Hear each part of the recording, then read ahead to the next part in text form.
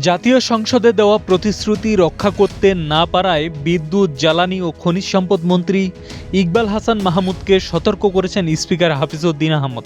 সংসদে কোনো প্রতিশ্রুতি দেওয়ার আগে আনুষঙ্গিক বিষয়গুলো ভালোভাবে স্টাডি বা পর্যালোচনা করে নেওয়ার জন্য মন্ত্রীকে পরামর্শ দিয়েছেন তিনি। রোববার ৭ জুন সংসদ অধিবেশনে আশুগঞ্জ সার কারখানায় গ্যাস সরবরাহ নিয়ে সংসদ সদস্য রুমিন ফারহানার এক সম্পূরক প্রশ্নের জেরে স্পিকার এই মন্তব্য করেন। অধিবেশনে ফ্লোর নিয়ে সংসদ সদস্য রুমিন ফারহানা মন্ত্রীর কাছে তার আগের একটি প্রতিশ্রুতির কথা স্মরণ করিয়ে দেন। তিনি বলেন, মন্ত্রী এই মহান সংসদে দাঁড়িয়ে আমাকে কথা দিয়েছিলেন যে ১লা মের মধ্যে আশুগঞ্জ ফার্টিলাইজারে গ্যাসের সংযোগ দেওয়া হবে। এরপরে আরও ১ মাস ৩-৪ দিন পার হয়ে গেছে, কিন্তু এখনও আশুগঞ্জ ফার্টিলাইজারে গ্যাসের সাপ্লাই আমরা পাইনি। আশুগঞ্জ সার কারখানায় কবে নাগাদ গ্যাস পাওয়া যাবে এমন সুনির্দিষ্ট প্রশ্ন রাখেন এই সংসদ সদস্য।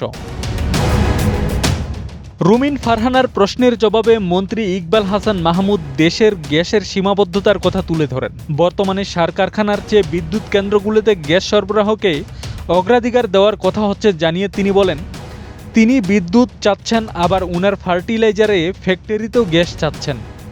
গ্যাসের তো একটা সীমাবদ্ধতা আছে, এজন্য আমাদের বিদ্যুৎ প্লান্টগুলো চালিয়ে রাখতে হচ্ছে এবং সেই কারণে তার ওখানে আমরা বিদ্যুৎ সংযোগ দিতে পারছি না। মন্ত্রীর এমন বক্তব্যের পর স্পিকার হাফিজউদ্দিন আহমদ মন্ত্রীকে তার দেওয়া আগের প্রতিশ্রুতির কথা স্মরণ করিয়ে দিয়ে বলেন, মন্ত্রী, আপনি কিন্তু সংসদে বলেছিলেন ১ তারিখ থেকে গ্যাস যাবে, সেটি বোধহয় পাওয়া যায়নি।